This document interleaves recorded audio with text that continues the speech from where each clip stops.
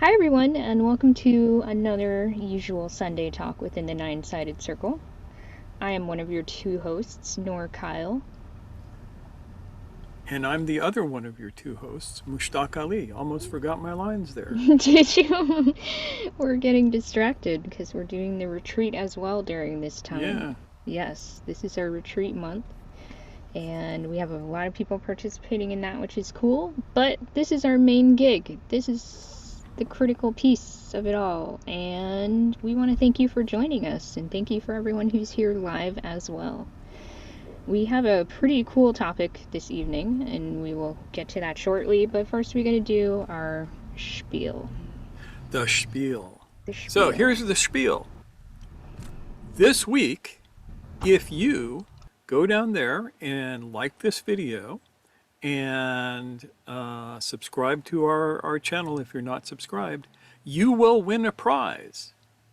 You won't even know what the prize is. The prize will come to you in some mysterious way, and maybe a year from now you go, oh, that was the prize that I won.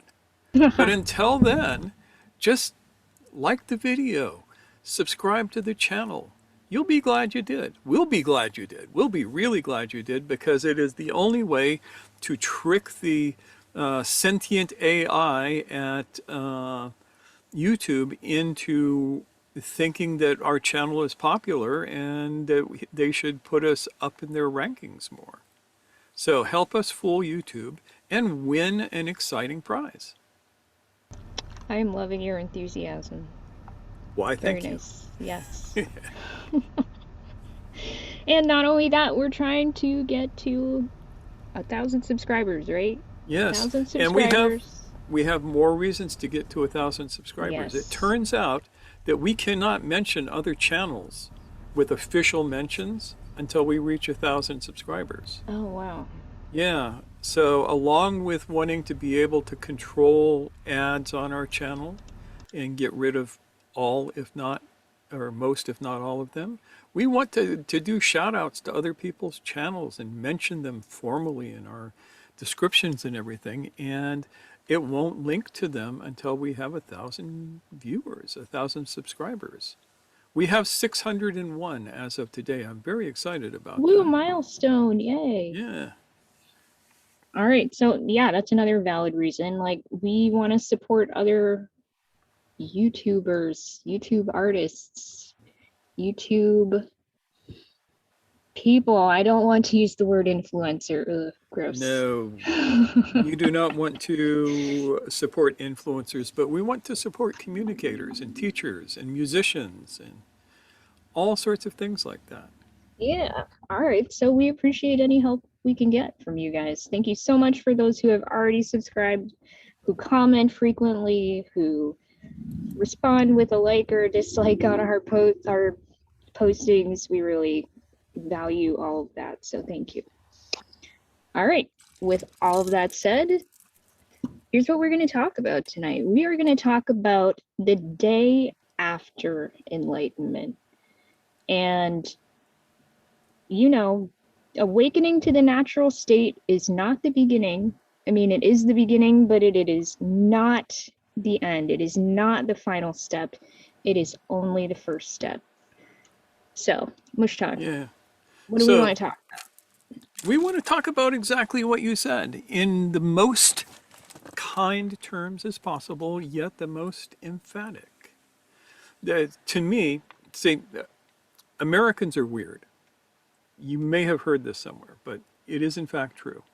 And one of the weird things about us is that we love to have ranks. We love to have the authority of rank. And I first ran across this phenomena in the martial arts years and years and years, decades, millennia ago, when I was a young lad working on my first black belt. And everybody in the school who was working on their first black belt, working on their shodan, was like all excited because they were going to be a black belt. And it's like, this is the pinnacle. And one day, my teacher sat us down and said, look, guys, getting a black belt doesn't mean that you've finished. It doesn't mean that you have mastered anything. It means that you've reached the beginning. You now know the basics well enough that I can start teaching you. So get this idea that having a black belt makes you special out of your head, because it don't. And that was something that has stuck with me to this very day. The rank does not mean much. So here's what happens. You wake up.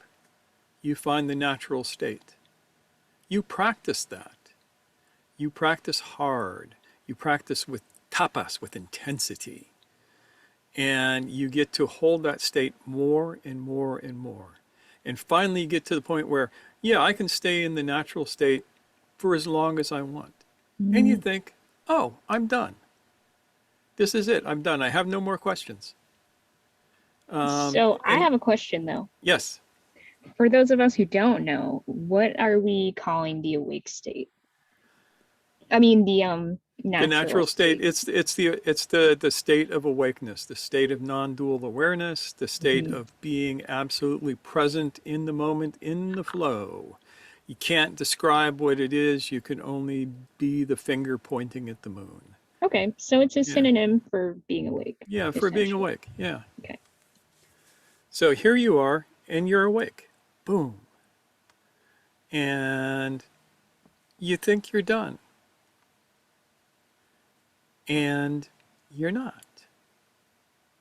Because there is a lot that's still down there that needs to be dealt with. I've seen this happen a number of times. The first time I ever saw it happen was with a fellow by the name of Werner Erhard, who's the guy who founded the S training. This unfortunately is going to tell you, for those who care, how old I am, or that I'm a lot older than most of you. Because I was one of the very first graduates of the S training. I graduated from the fourth training that they did, the first one they did in Los Angeles. Back in that day, Werner was the only guy who was a trainer. He had never graduated anybody else up into a training. And he was on fire. He was obviously in the awake state the whole time he was up on stage. He was there, and it was evident. And that impressed the crap out of me. I mean, I didn't have the language to talk about it that I do now, but I could sense it. And then, within a year, pretty much things had gone to shit for that group. And I looked at it and I said, what happened? How did Werner regress from this illuminated presence to somebody who was obviously still stuck in his shit? And that was something that the answer to that is something that I had run across, but in such bad language that I didn't understand it. And it's right in the Yoga Sutras. And they use the term samskara. Samskara means a subliminal memory trace that lives below the level of consciousness, but can be very, very strong, and it bubbles up and it affects you. It runs you. It's the many eyes that Gurdjieff talks about are all samskaras. And the way that I learned to think about it is as if your mind were a lake. And the lake is in the mountains. And there are nothing but storms going on all the time. So there's always activity on the top of the water. The winds are blowing and there's waves and there's all of this stuff. Rain is coming down and hitting the water. And then after a long time, the water becomes still. And you're sitting there with this placid, still water. You've managed to chase the storms off. And it's all incredibly good. But then the lake bottom lets loose this methane fart from the detritus that is floated down there and is sitting rotting away, and it bubbles up to the surface and it goes ploop, There's our and it favorite smells word bad. again. Ploop. Detritus. Detritus, yes. I Yep, try and it work smells it so into a sentence whenever I can. good. And the thing is, now that the lake is quiet, you can see that bubble. You can see when some frog jumps into the water. You can see when a fish comes up to the surface to try and eat a bug. You can see all of the things that are going on beneath the surface that come bubbling up. And those are the samskaras of your consciousness. And you don't get to them until you've managed to enter into the awake state where the lake has become quiet. Does that make sense? I mean, this metaphor works for me, but I don't know that it'll work for anybody else. So help me out here. Thumbs up if it's working so far. You can also speak to that as Yeah, well. All right, everyone is doing okay so far. Yep. so far. Good.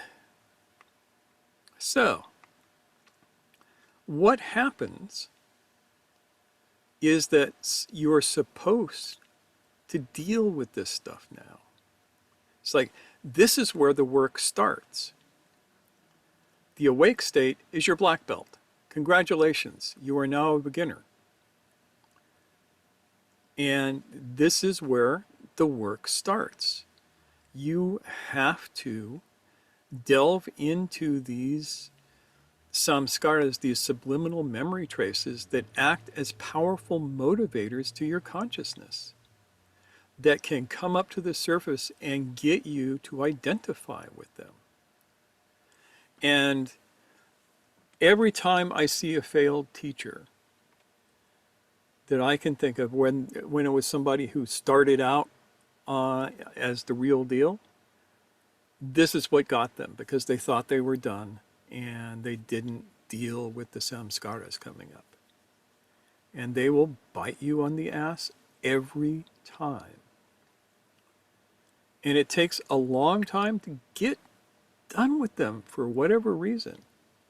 I mean, Noor can tell you, I mean, every now and again, I will say to her, you know, I just had this thing pop up.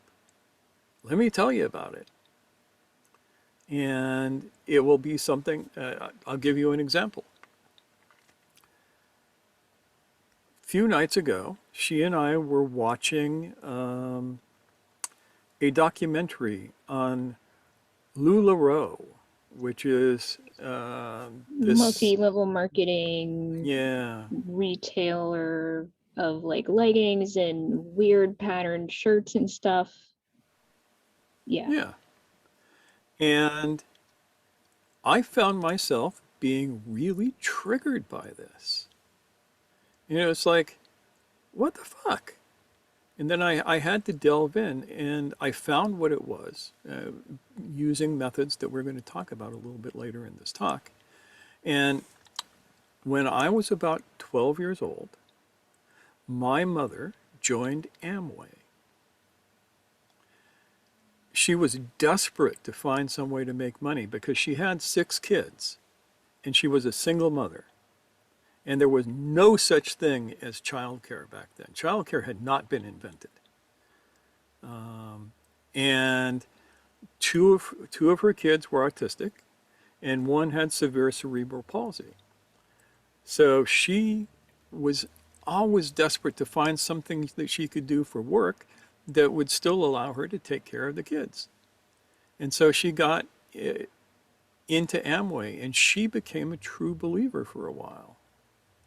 And she told me all about it. And me being, both young and good at math, I said to her, that can't work, right? She's explaining to me the tiers and the people below you and all of that.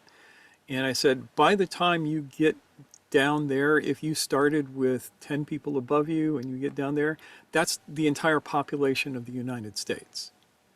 It's called an exponential growth, and it's not sustainable.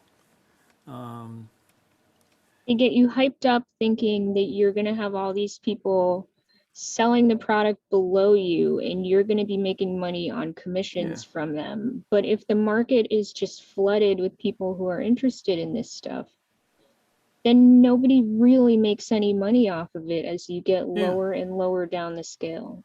yeah. The only people who make money off of it were the Van Andels and the DeVosses who founded Yeah, Amway. it's very exploitative. It preys on people's like Their optimism desperation. and enthusiasm in the face of desperation. Yes. Yeah, Yep. and so I'm looking at that and she cannot see it because she wants so bad to have some way to support her kids that she will believe bullshit in order to do this. And the products were terrible. Um, and she never made a dime. And she lost a lot of money that she could not afford to lose.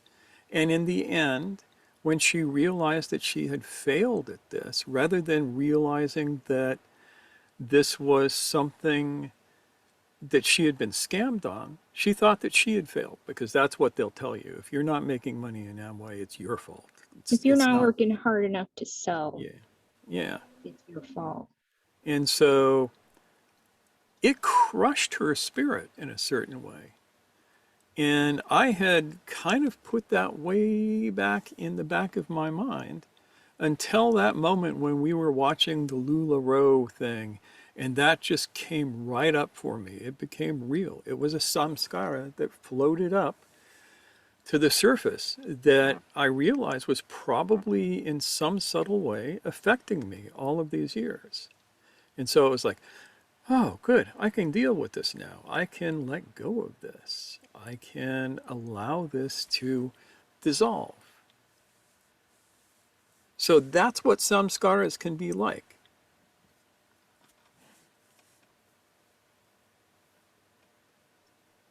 Does It's that make really, sense? yeah. Sure. So if you were unaware of that samskara, how does one become aware? How, if you can be blind to these things, is there any way of trying to reveal Oh, yeah. things and preempt? And the way is to calm the lake, enter into the awake state, enter into the natural state, and then watch. You have to be very, very attentive. First, you have to intend to find them, and then you have to watch for them. I mean, you know, for me now, these don't come up all that often. Um, Not like they used to 10 years ago or 20 years ago, where it was like every day there's another samskara. Jeez. Uh, but I know that they're still there. I'm pretty sure that nobody finishes their life after cleaning them all out. Um, but there is a distinct process for doing this, and I intend to go through that process step by step.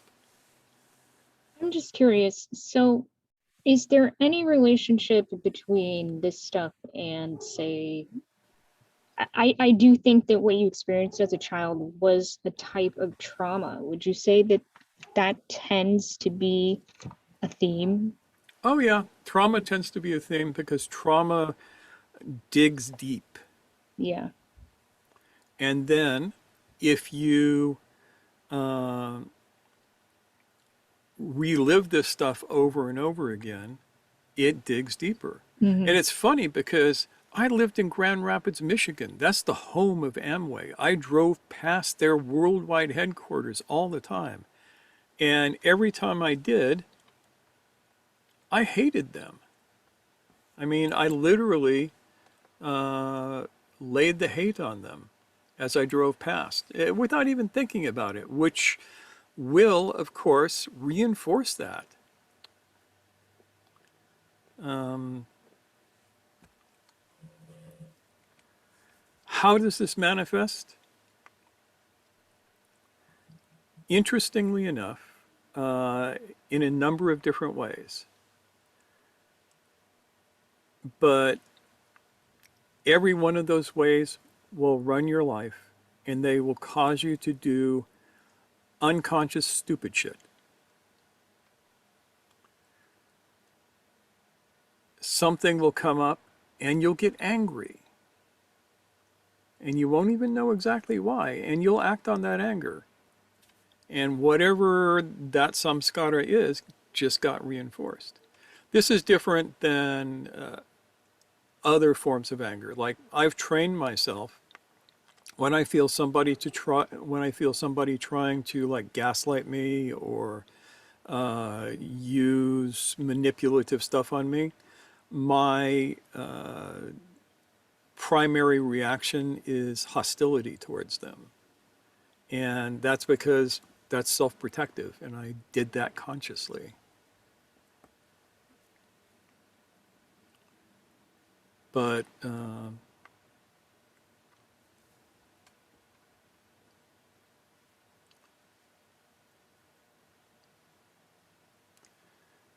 yeah, this becomes most apparent when you look at teachers. This is where I learned the most about this, is watching people who I knew who were teachers and seeing this come up for them because they hadn't dealt with stuff. It's like this one guy I knew, Native American medicine man, had a big following, could not admit that he was wrong about anything. No matter how stupid it was. If he said, the sky is green, and you said, dude, it's blue, he would argue with you about it. He would not be able to accept it. And as time went on, that got worse and worse with him, to the point where he had to reinvent himself as the sun source of all shamanic knowledge. So that he could not be challenged. So that he could not be challenged. And so he could just shut that down and not have to address the conflict that feeling coming up in him was creating. Interesting. Yeah, and not being able to admit that you're wrong is a major part of this. I had a friend who was a Sufi teacher, and he had this problem. He could not admit when he was wrong. He would do something and it would be a major fuck up. And what would happen is that his students would either defer to him, no matter how stupid it was, or if they challenged him, he would drive them out. And this happened over and over again. And this guy was a dear friend of mine. I loved him to pieces because when he wasn't stuck in his samskaras, he was like a light. He was great. He did wonderful work. But it was really hard for him to deal with that. And he and I had a confrontation once because he called me up one day and said, I'm a little bit desperate. I haven't been able to put on any seminars, and can you help me? So I put on a seminar for him. I got probably 25 people who would come and spend a weekend with him learning his stuff. And a week before,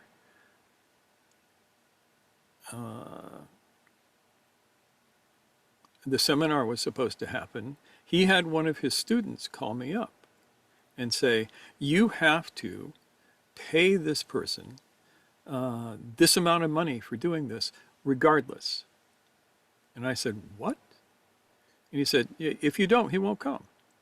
Because this is adab. Adab means proper manners. And I looked at this kid and I said, I would shut this down before I did that. I will not be manipulated in this way. He asked me to help him. I did not offer to put this on. I'm not making a dime off of this. And if he's not willing to do that, I don't need this. And interestingly, he backed off of that, and he did the seminar and spent most of it drunk. Um, So but did your friend who is giving the seminar want the money up front? Is that what you're he saying? he wanted money up front, and he wanted a certain amount, which was a ridiculously high amount. Mm-hmm. Yeah. Um, I would have lost major money on it, and I didn't make a dime, but I didn't lose a dime either. And he made good money, but he never quite forgave me for standing up to him. And that I found very interesting and very telling. And that was from that day on, and it was shortly after that that we stopped talking with each other. I just stopped talking with him. But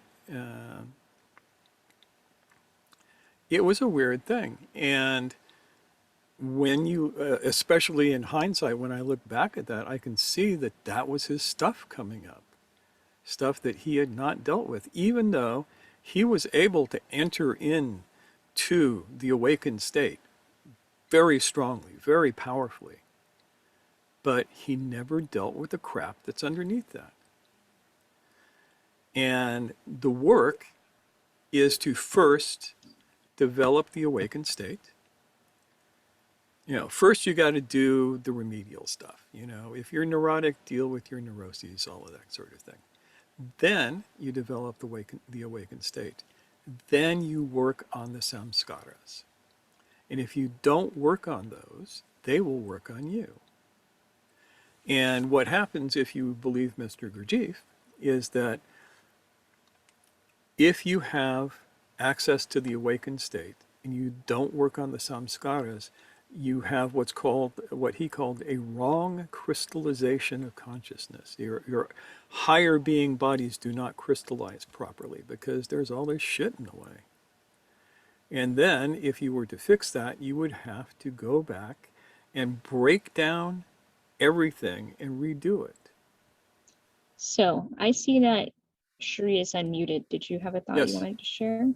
Yeah, so for the students who attended that workshop, did they continue following him? And are they following him blindly because they're not sure of what's happening? Witnessing a teacher that's drunk would be just, to me, appalling. Yeah, he was a what you call a functional alcoholic. So he didn't appear terribly drunk. His students here in the States eventually got tired of him for the most part, and most of them left him. He had to go to Europe to do anything. And he spent the rest of his life in Europe in a small area. And he never regained the presence that he had before. He basically kind of destroyed himself, which is what happens in cases like this, especially if you take the teacher's route. Because trust me on this, if you are a teacher, all of your shit is going to come up. Every single bit of it. It's the fastest way I know to find out how much shit you got, is to be a teacher and then pay attention to what happens. So again, the teacher with feet of clay, if they don't have the capacity to see, oh, I need to work on this, then it behooves the student to take a step back and see what they can learn from their own teacher's mistakes. Yeah, and that we talked about that a while back, the learning from the mistakes of your teacher. That's the most powerful way you can do this. And ideally, your teacher is willing to make mistakes. I mean, I find it hard to be willing to make mistakes.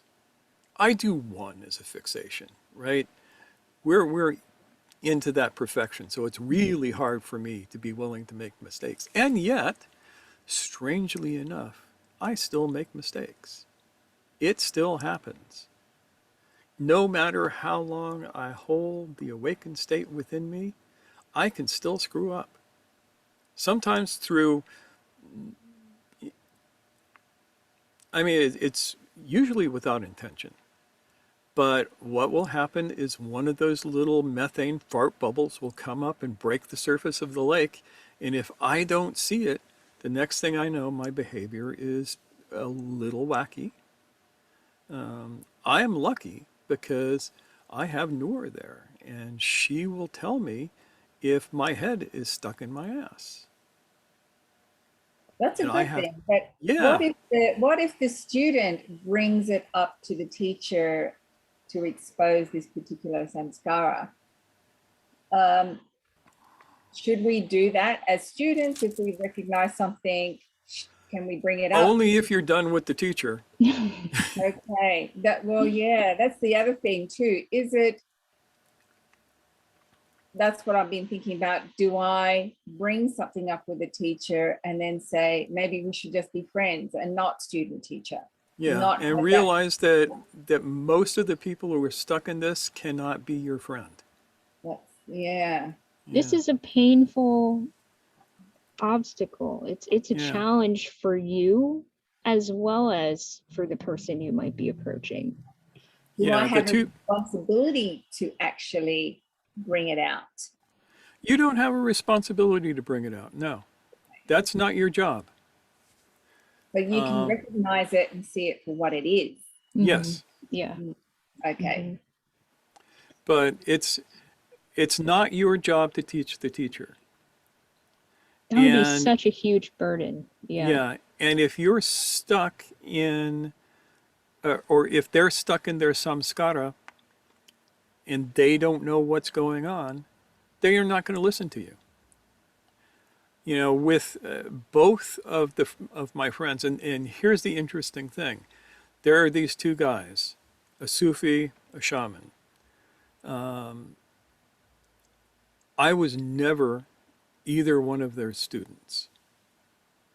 I hung out with them because I like them and because I was their friend. And both of them got to the point where they could not stand to have friends. They could only have students. They could only have people below them. They could not have equals.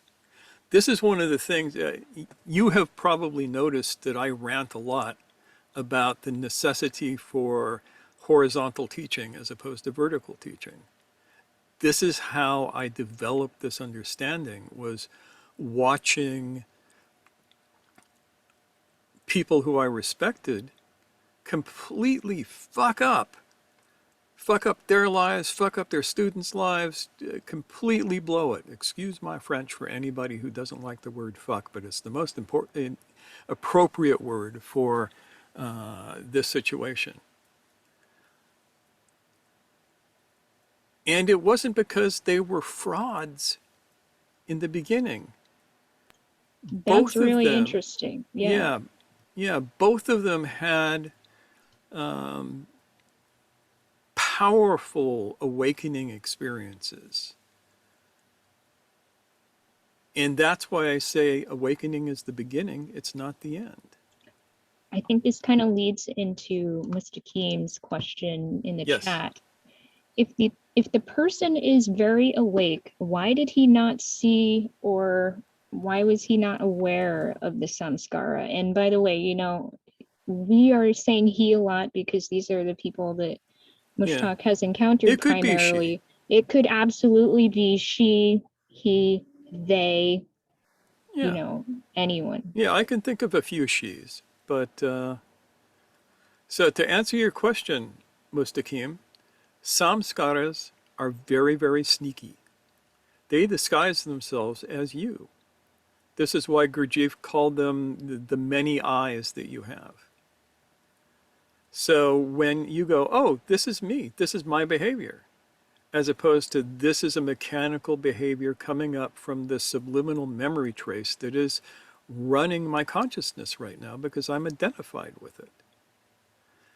And if you don't learn that one, this is a thing, and two, it's going to be a thing for you, you will miss the boat on it. It also sounds like a lot of these quote unquote achievements in awakeness, whatever baraka blessings are bestowed upon a person, they can serve as ways to bypass these Yeah. challenges. Yep. And that is a mistake. I mean, this is what spiritual bypassing is, isn't it? Yeah. Yeah. In Sufi terms, samskaras are at the level of the commanding nafs and the blaming nafs. When you get to the fourth level of nafs, the tranquil nafs, that's where everybody thinks that they've made it. They've got, oh, I've arrived. I'm at the tranquil nafs. My nafs are quiet. But the commanding nafs is still there. It's still going, hey, look at me. And you still got a ways to go. You got to work through all of that. So in some ways, the Sufi method is more discreet in its steps. And I personally, I found that very, very valuable. Because, my teacher would frequently point out to me, hey, you're not at the end. You're right here. You're in the middle. Don't think you're at the end. Think you're in the middle. Think you got a lot more work to do. So by discrete, do you mean like kind of Yeah, step by delineated? step. Yeah. Yeah. Mm-hmm. And it kind of reminds me of what you were saying earlier with the metaphor of the smooth pond, the Mm-hmm. tranquil pond. And then you have this stuff come up and just ruin it. Like, Yeah. But you can see it then. That's the thing. When the surface of the water is smooth, you can see the things underneath that come rippling up, and then you can deal with them. so that includes all the stuff that is still bubbling in your commanding nafs and your Yeah. blaming nafs, just stewing and fermenting there at the bottom, waiting to burst forth in noxious gases. Yes. And noxious gases is definitely the the way to go. So, here's what the Yoga Sutras have to say about this. This is in the Samadhipada, the first chapter. There are 4 chapters, and this is in the first, and this is towards the end. It first talks about samskaras, God, in the 17th verse of this, but this is verse 42 that I'm starting at. When the mind focuses on an object in association with the word and its meaning, there arises what they call samapati, a narrow field of concentration that contains the word, its meaning, and the object denoted.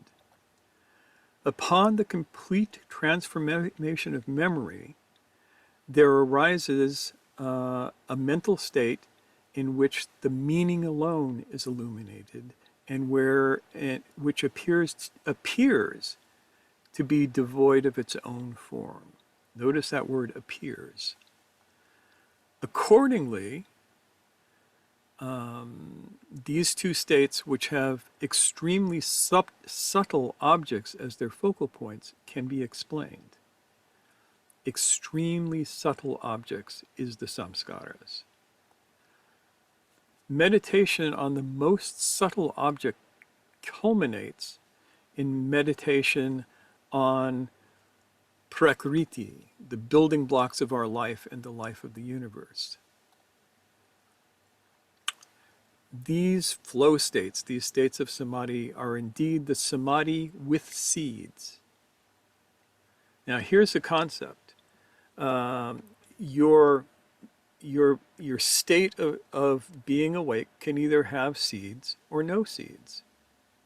Bija is the word that they use. And so, here you are, and the pond is calm. Something pops up, and you respond to it or you react to it. You create another seed, which then floats down to the bottom. And what you want is to get to the point where you no longer create these seeds. And that's the whole point of this, to get to this this level of wisdom that is different from all of this other stuff that allows you to respond without creating seeds to your action, which then sprout into whole new things. So would this be like not addressing something in its fullness? And Yes. so then you have to deal with the kernel of it later that remains. And it blooms into something, it may bloom into something just as big, if not bigger, than the thing you previously already Yeah. addressed, but not And fully. it's liable to be stronger in somebody who has a strong awake state Mm. because you got all of that energy to put into it. It is a terrible thing. Now, what do you do? All of you are learning to create the awakened state as required. You're learning to be able to live there. There will come a point where you get the quiet pool. The surface becomes still. And this is where you have to tell yourself, I am not done. Because it will seem like you're done. You know, I've seen guys come up to their teacher and go, I'm finished. I have no more questions. And then they go off and they kind of fuck up their lives. And sometimes the teacher doesn't know to tell them, you're not finished, you're just starting. So, here's the steps. The first step is intention. You have to intend to see the little bubbling fart gases that come up from your unconscious and try to take you over and make you behave in certain ways that fit that particular program. Without that intention, nothing else happens. Second step is you have to do this with a certain amount of intensity. I remember a time not that many years ago when my teacher had me every day just focus on what's coming up out of the unconscious. Pay attention to it. Don't let a single kernel of a thought come up without being aware of it.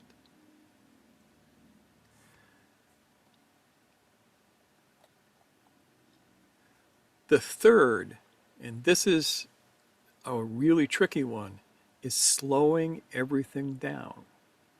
When a samskara comes up, it's literally like a bubble popping at the surface. That's why I like the methane fart example in this metaphor.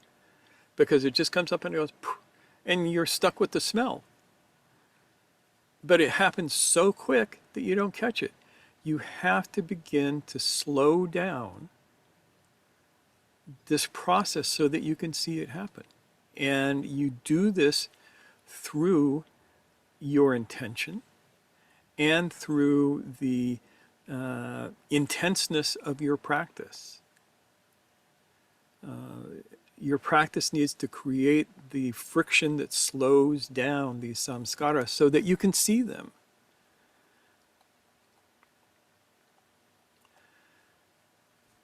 The next step is awareness.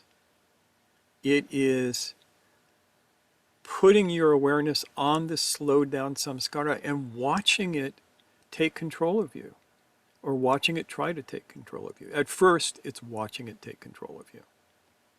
You're lucky if you can stop it, and it needs to be stopped at the beginning, because once it's going, it's like an avalanche.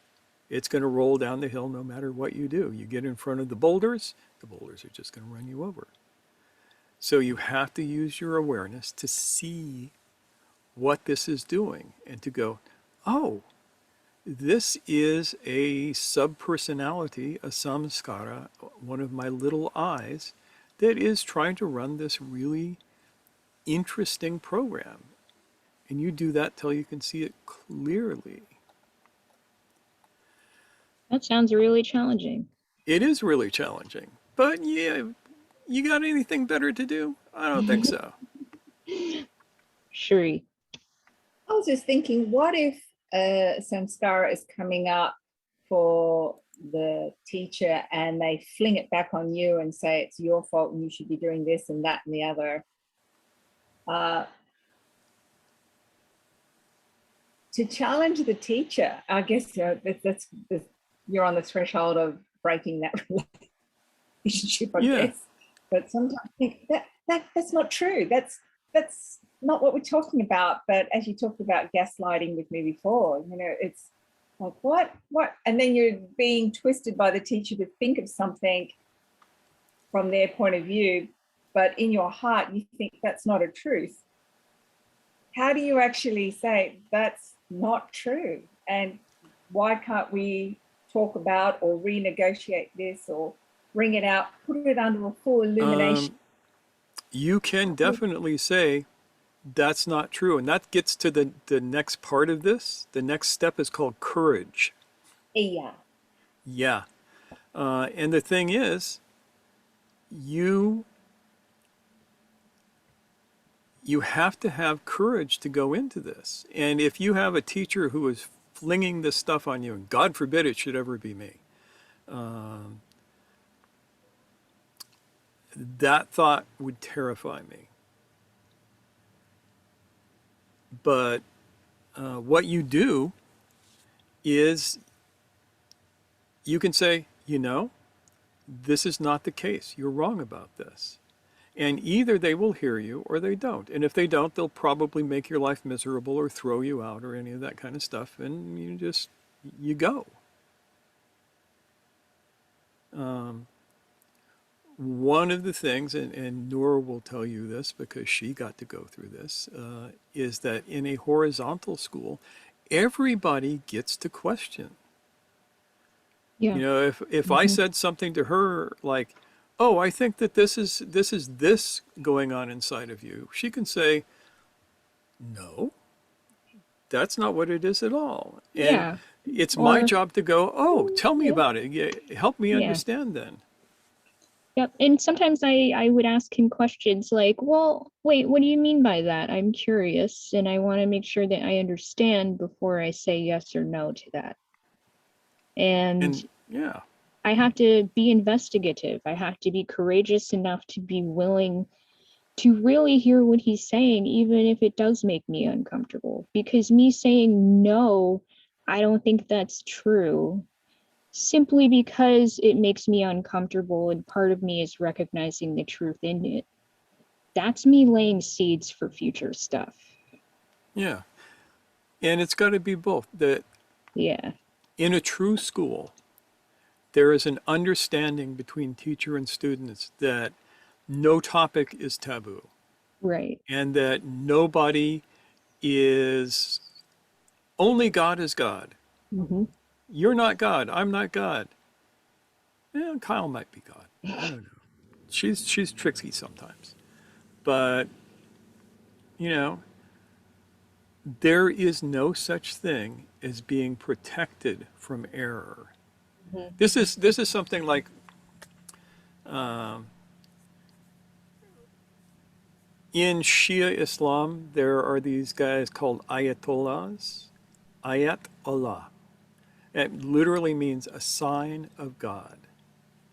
And the mythology is that God protects them from ever making an error, ever being mistaken, ever being wrong.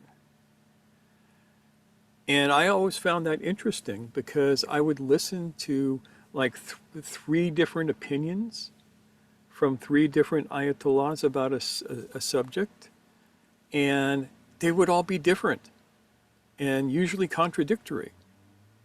And it would make me say to myself, if these guys are infallible, how come they're fouling? So I take the position nobody's infallible. Doesn't matter how deep your enlightenment is, the idea that omniscience comes installed with enlightenment is bullshit.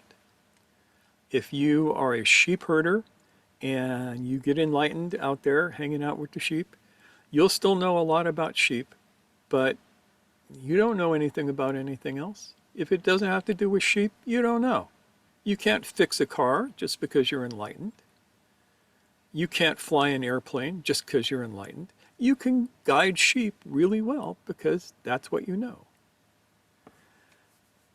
So we need, as teachers, and this is for all of you here, we need to bear this in mind, that none of us is infallible, and we will never be infallible. Only God is infallible. And we, that's not our job. Yeah. So we have a couple questions. Okay. We have a thought from Ailey who says, the only tool to do this is self-witnessing, or am I wrong? Self-witnessing is the first important tool. Self-remembering and self-observation are also useful in this, but self-witnessing for sure. That's where you really get into it. Yeah, so that was a really good Yeah, that's a good call. dot connected. So thank you. Yeah. All right. And Mustakim said something here. Mustakim says, to slow down the samskara, one needs to identify which is samskara or not, right? Or do we assume whatever arises in our consciousness is samskara? Whatever arises in your consciousness is probably samskara. The question is, how does this affect you? Is it compelling you to do something, to behave in a particular way? Have you lost your choice in behavior?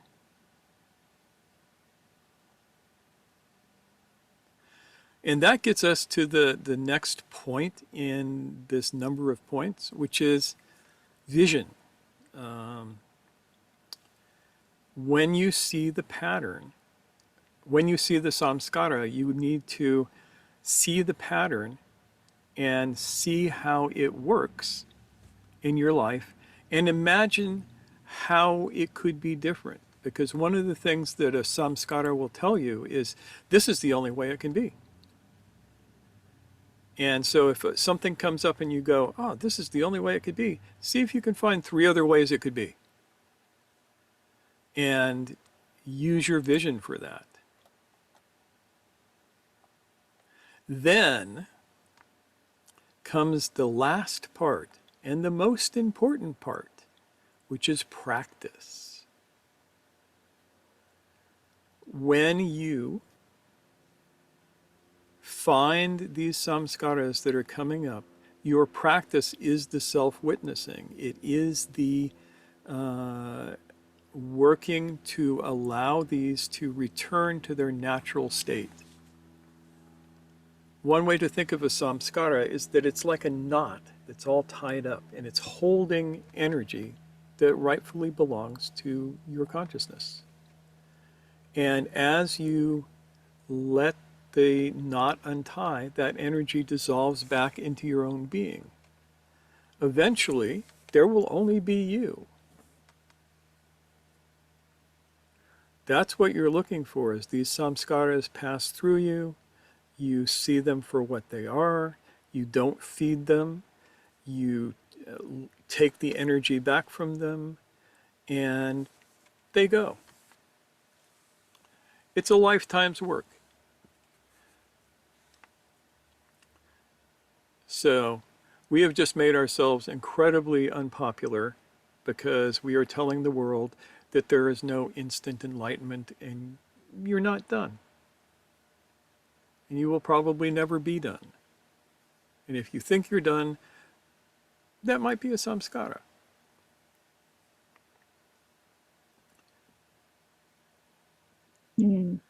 Yeah. Phoebe says you're right. They do take a lot of energy. Yep. Yes. And it would be better for you to have that energy than them. If Can you be could born? say again? Oh, sorry. Can you be born with samskaras? Can you inherit it from your They say that Right. you can. They say that you can have samskaras from past lives. I don't know. Okay. I mean, I some haven't. people might think of Yeah. that as historical. We're Yeah. going to use the word trauma because that's modern language. Like, Yeah. those are things that can come up. Yeah. Yeah. If you believe in past lives, you will have samskaras from past lives. It, And there may be something to that. I don't know. I have never had a convincing past life experience. So, so you would say you would deal with it the same way regardless, though. yeah. Yeah. Yeah. If I get something that involves me being a goat herder in ancient Egypt and feeling a particular way, I'm going to deal with it as if it were me today, feeling that feeling. So people who know their ancestors have been through something may have things come up, and those also can be tended to in this way Yeah. as well. And you've probably seen that a little bit in me. At times when we're watching Well, something to do yeah, with I native have. peoples and you see me get really triggered by it. Absolutely. Yeah. And I make note of that in a way that I am, it's a privilege to hold space for that. Yeah. But you can't let it control you. You just No, got to see that yeah. it's there. hmm And I have.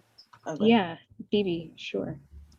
All right. So I'm just trying to, I like to go through this to make sure I'm getting it. Okay. So the intention is to kind of deal with some things that are bothering you. So, like you said, trauma, like childhood trauma. So, some of those are some of like the primary things that come up because if you had a traumatic childhood, there's a lot of pain there, right? Yeah. hmm So just maybe dealing with the pain of, something that your mother may have done. So with that in mind, I'm intentionally going through this process. And with intensity, I think it alone sometimes can be rather intense. Okay. All right. So then I just kind of slow that process down because sometimes it can be overwhelming. It can Yes. kind of captivate you. And you work on your awareness. I guess I'm just trying to like tie in the courage aspect and what do you mean by the vision, like getting what the plan to Okay. get past it or I'm glad that you brought this up because it means that I have to clarify a couple of things. One is that dealing with a samskara is not reliving it. okay. Very important. You relive it, it just makes it stronger. So you're not reliving traumas over and over again, and you're not looking for them at this point. I never look for them. They'll pop up. Something will trigger something and it will come up from my unconscious and say, "Hi, hello, look at me." And I have to go, "Oh, that's what this is. This is unconscious energy.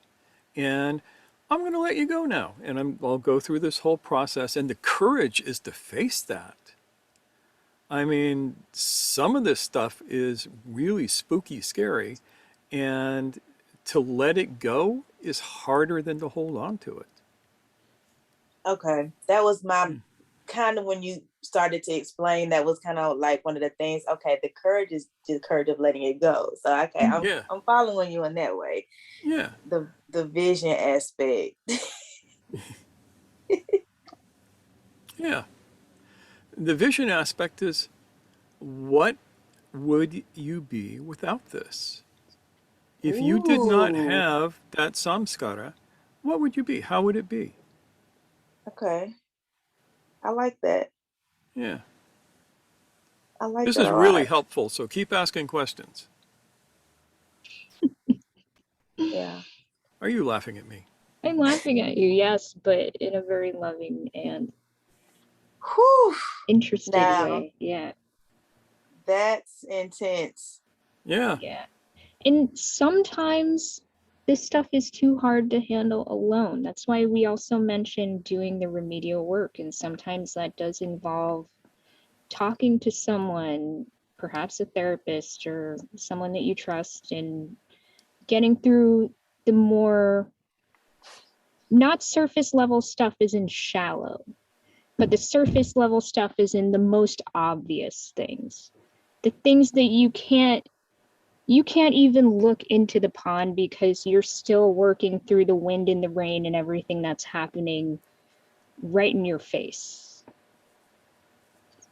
That stuff sometimes we need support for. And it's when we get through that that we're able to have the reserve, the successes built up so that we can go to this deeper work. Yeah, and for the remedial work is getting your camera to focus. Hello, camera. The remedial work is, dealing with life's basic crap. This is what happens when you go underneath that. And this is generative. It is a process of freeing your energy, of creating more stuff for you that is not bound up in this deeply unconscious little eyes that live there. Yeah, and it's not denial of things that have happened. No. But it is a coming to terms with them, a letting them go. Is it potentially common? So, I think kind of what comes up is like letting go of things that no longer serve you, Right. things that you may Yeah. have been holding on to. Yeah. Is it Yeah. common for those things that you quote unquote thought you let go of, but is it common for them to come back? It is common for them to know how to hide deeply inside you so that you think you let them go, but they're just sitting there waiting, going, okay, any minute now. When she's not looking, I'll just go up. Boo! Yeah. Whew. Okay. Yeah. We've all been there. Yeah, Okay. we really all have been there. Yes. And sometimes we're there on a regular basis. Yeah. Sigh. Not you. Sometimes me. I mean, I know they happen. For some reason I'm blanking on like really concrete, obvious examples, but But that's a trust good me, thing. they are there. Yes. Yeah. We have a remark from Mysticky. Okay. He says, yeah, he mentioned DNA memories, yeah. Yeah, that's a possibility. Epigenetics and whatnot. Yep. Mustakim says, my other understanding is that I, small I, I'm guessing this is like nafs, could not work by itself against the nafs ego without the help connection with the real I. Oh, okay. So this is like personal versus, more since expansive. the small I is the nafs, that's like trying to bite your own teeth. Yeah. So yeah, you need the help of the deeper I, the real I, the I that is becoming the one I. So that's where you the need to strengthen that. awakeness part comes into play. That's part of the connection. That is the basis of the connection. In fact, is the connection. Yeah.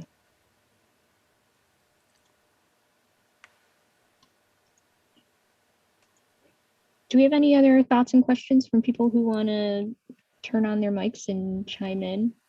Yeah. Let us know what you think. Yeah. I think, I've covered the part of this topic that I want to cover tonight. So this is all just us hanging out, talking. Mm-hmm. We can do a show of hands. Who thinks I'm full of shit? I mean, just kidding. Yeah. No, you're not. Jonathan, how about you?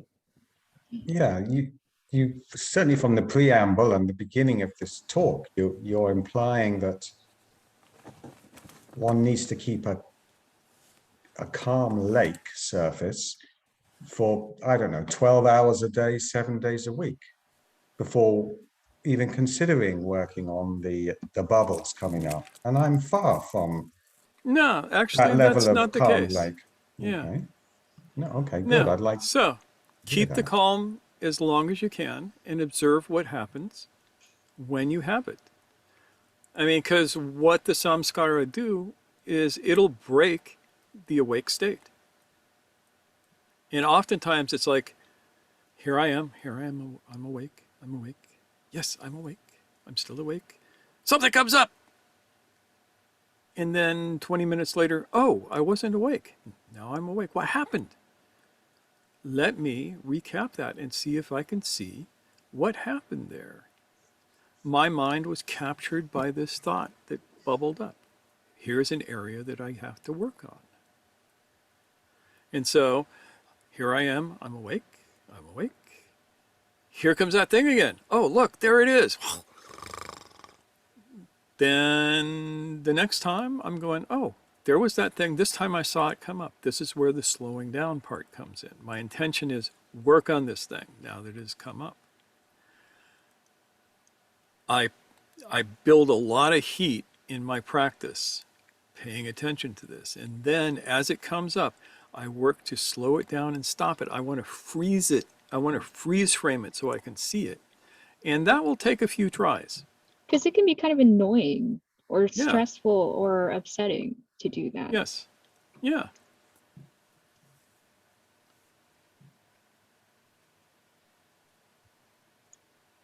Okay, good. So then it does apply to me. I don't Yes, have it to does wait apply for to this you. state years from now. You're Dude, in if this. it did not Yes. if it did not apply to you, I would not have let you into the talk. You'd still be sitting in the waiting room going, what happened? No, he's got this. You got this, Jonathan. You just don't realize it. But you've made comments like really strongly awake or intensely awake, or Mustakim said very awake. Are we talking about length of time in awake, or are we talking about length of quality? And we're not talking about a quality of awakeness. Yeah, again, as you mentioned that I say, there is just awake. You are not a little bit awake like you are not a little bit pregnant. You are either awake or you're not awake. And when you are awake, you are as awake as any Buddha that ever lived for the whole 2.5 seconds that you can hold that. The only difference between you and the Buddha is that the Buddha learned to hold it all the time, or a majority of the time. Or that's what it seems to us. As far as I can tell, nobody holds it all the time. I have never met a single individual who is always in the awakened state all the time. Neither have I. And I've met some incredibly powerful teachers Mm. in my time. And they still have to figure out which shoe they're going to put on first. They're still going to have to figure out what they want for dinner. They're still going to think about, what do I have to do tomorrow? All of these take you away from the awake state. And it's all right. There is no problem moving away from the awake state as long as you come back.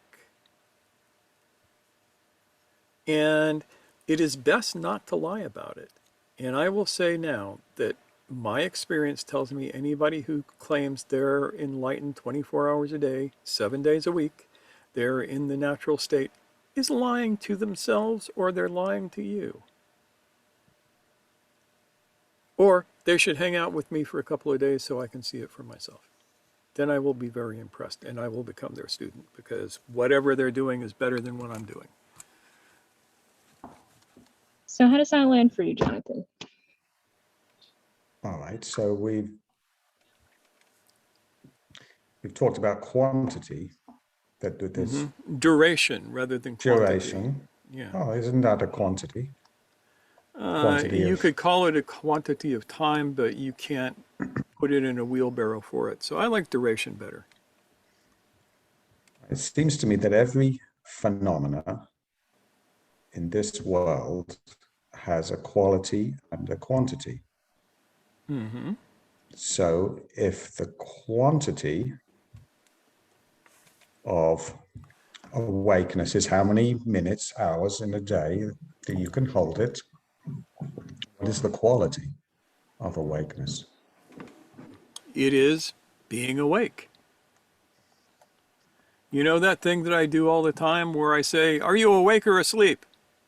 In that moment when you check inside and you wake up, that's the quality. It's that. It is the mind is silent and the awareness is there. Your consciousness is just present.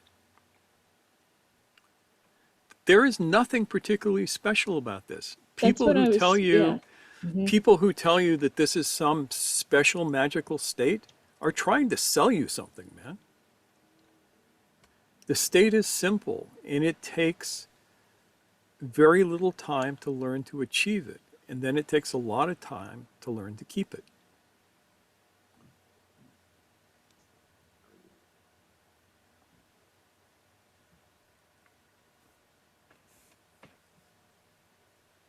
Okay, thank you. Mm. I hope that that's useful for you. Yes, yes, it Yes. is. And I will give serious contemplation to the idea of quantity and quality for this. I internally, I feel a withdrawal from the idea of quantity because that has, to me, quantity has to do with an object. And this is not an object. It is a process that goes in time. So it doesn't mean you're wrong. It just means I'm thinking about it in maybe a slightly different way. Mm. And that doesn't mean I'm right. But of course I'm right, because I do one, and we're always right.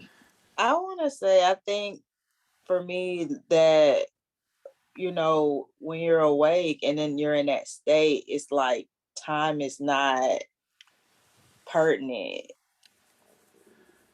Yeah, that sounds about right. That goes with my experience. Time is a trick. Time is a confidence trick.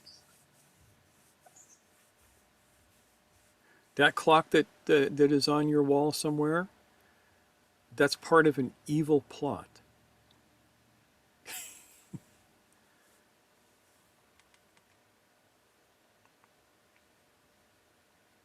Okay. Mr. Keem asks, can samskara be cleaned or removed by the help from other people or an external force, or is it purely one's own work? It is purely one's own work, and certain other people can lend you energy to make it easier for you to do that work, but you got to do the work. Nobody can do it for you. Anybody who comes in and says, "Oh, I have the Shakti pot or I have the Baraka and I can make all of your stuff go away," they're trying to sell you something too. Or It's like, they may be trying to sell something to themselves even. yeah, but yeah, it's each of us is responsible for our own work. It's like if I went out and committed some sin, that's not on you. And even if you said, "Don't do that," or even if you said, do that, it's me who's doing it. That's not on you. So, yeah, you got to do it yourself. Anybody who tells you different, I think they're lying to you. And some people can help you along the way, give you a little extra energy, give you a little guidance, all of that kind of stuff, and that's great. But bottom line is that you do your own transformation. That's a good question. Yeah. Yeah, that's a really good question. I mean, we've had a bunch of really good questions. Don't get me wrong. Yeah, this to me, this has been a great talk. I mean, I feel like we've touched on something we haven't really had the opportunity to dig this deep into before. And I think this is likely to be a good partner talk to the one that you mentioned about learning from the mistakes of one's teachers. So we'll make sure to link to that as well. Yep, Yeah. we will do that, So, and a couple of other fun talks. yeah. So I would love to hear from Zainab and Levita. How are you guys doing? What are your thoughts? Don't I'll go everybody first. talk at once? All right. Yeah, Zainab first. Sure. Yeah, as always, the talk comes in the week that this stuff pops up. Mm, And not sure if I have a question, but you don't have to have a question. Yeah. yeah, but I was just thinking some of these samskaras could pop up for many rounds till you really get to the core to actually dissolve it.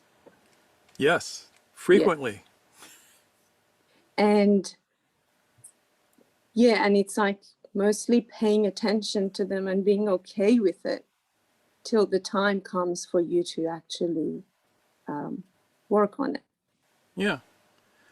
And sometimes it's a matter of, because of your awareness and all of these other 7 steps I went through, whole octave worth of steps.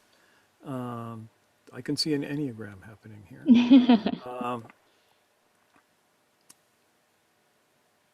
The samskara can come up and you can train yourself not to act on it. Mm, That is the first step. It's like, here's this impulse. Oh, it's really strong.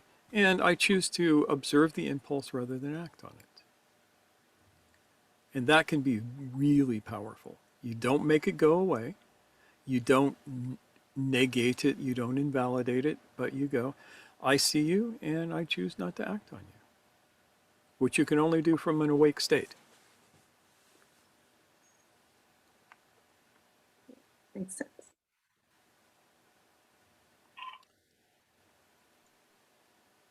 good. How about you, Levita?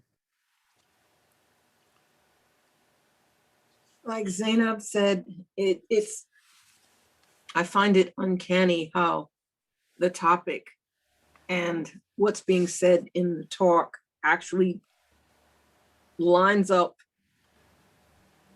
with what's actually going on and in my life. And I'm just, trying to keep my face from going like all the time because like some of the things you mentioned, it's like I'm doing it, I'm going through it, it's really, really hard. And when I talk to other people who are not in this tradition and I go, I'm going through this thing and it's really hard, everybody's kind of like, Oh.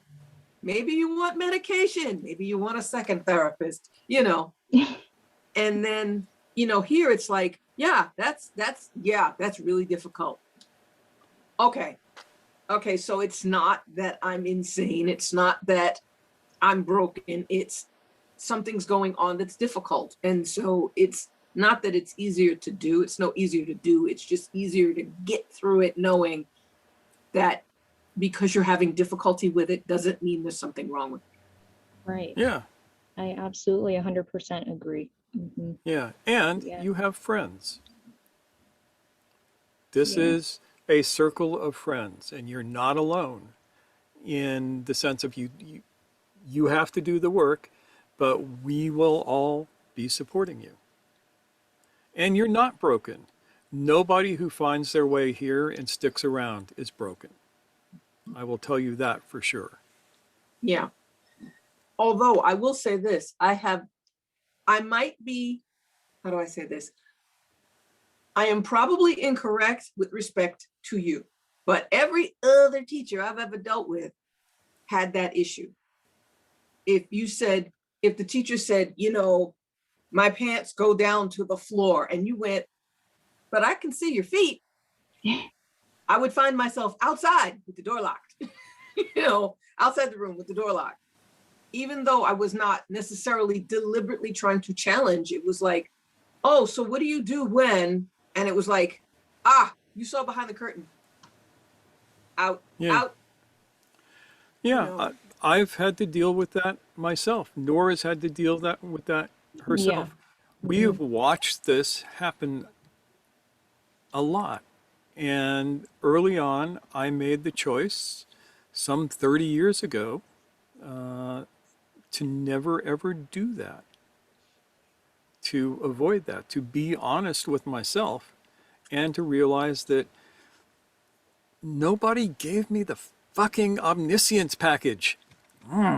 Yeah. You didn't pay the extra for the I upgrade? didn't, I did not pay for the upgrade, no. Yeah, I opted out. Yeah, it's fine. yeah, I missed the whole package, period. I was like behind the door doing something I shouldn't have been when they were giving out the regular package.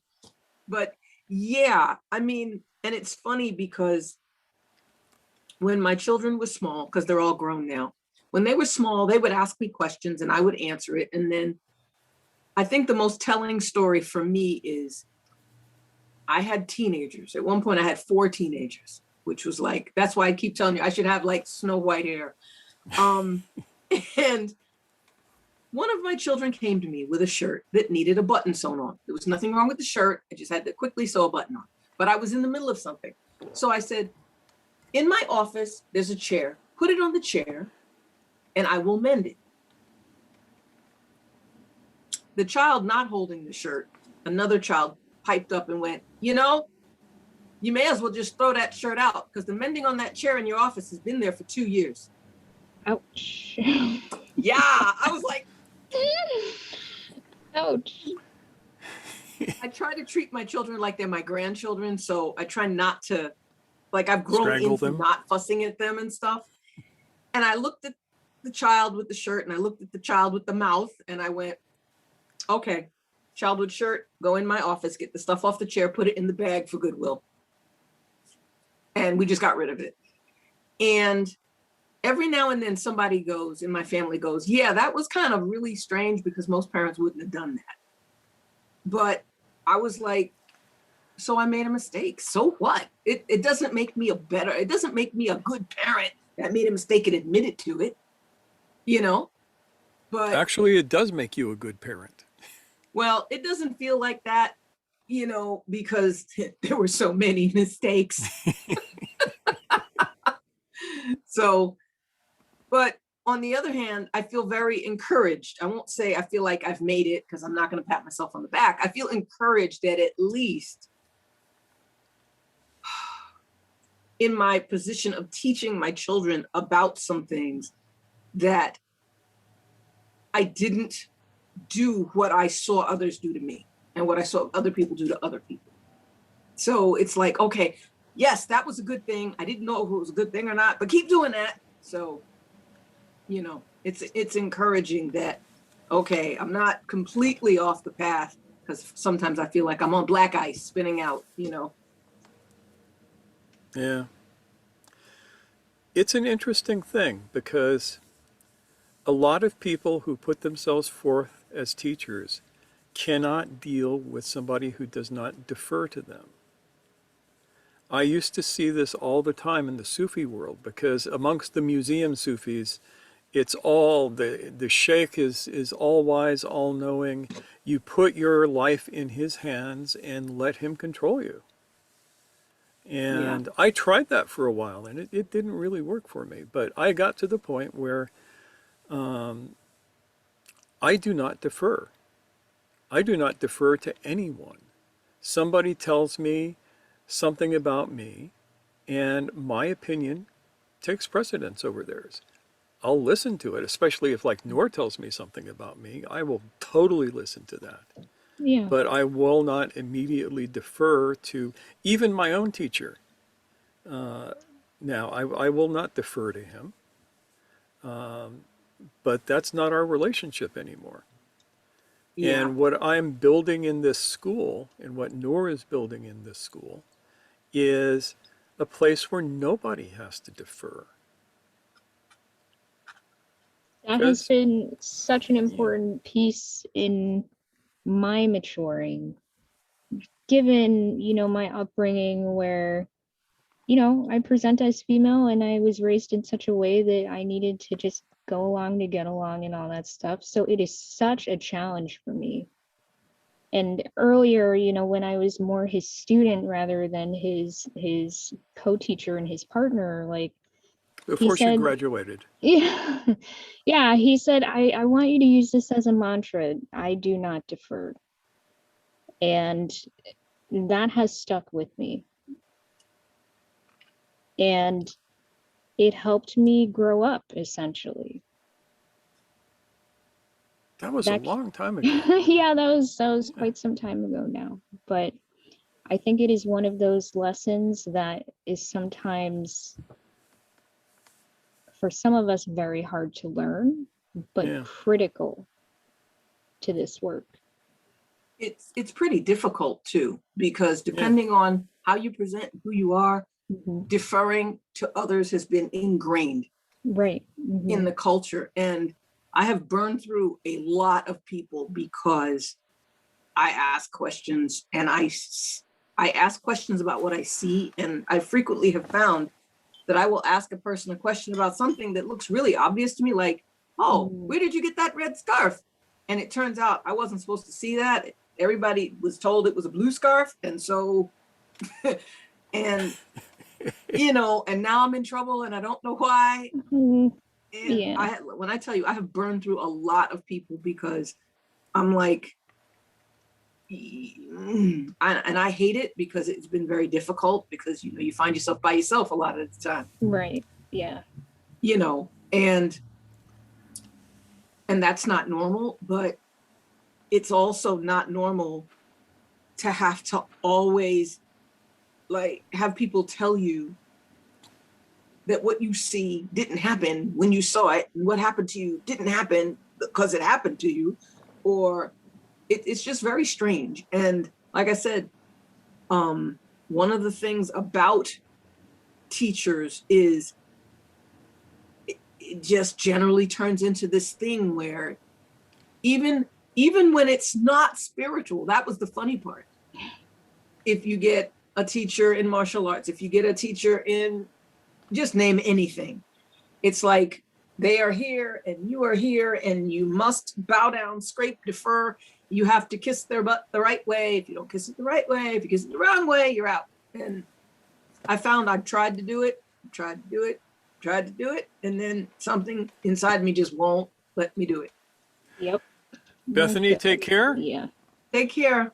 Thanks for being here, and we hope this helped. Yes. Work in progress for all of us. Talk to you guys soon. Y'all have a good night. Yeah. And I think whenever we have this kind of relationship where someone is teaching and we are receiving that learning, I think there's plenty of room for samskaras to come up there. Oh yeah. You know, just tying it back to the topic at hand, because I think that this is one of those things that can really sneak up on us. I mean, I know I experience it when people challenge me as a teacher, given, as I just mentioned, my tendency to default to deferring and to not speak up and to just get kind of like, well, I don't want to take on challenging this person's steamrolling me. I have to work through that. I have to push through that and be courageous through all of the stuff that comes up in the face of that. Yeah. And this is just an opinion, and you know what opinions are also like. In my time, I have asked questions of teachers of varying topics and stripes. And what I've found is if I ask a question and obviously somebody halfway enlightened can tell the difference between a challenge question, meaning I'm trying to prove you wrong, I'm trying to score points on you, versus an honest, like, you know, question. Yeah. If I ask an honest question and the person, and I don't want to use the vocabulary because in that moment I didn't realize that's what it was. But if that comes up and they are hostile and you know, really like you've crossed the line by asking me a question, I find that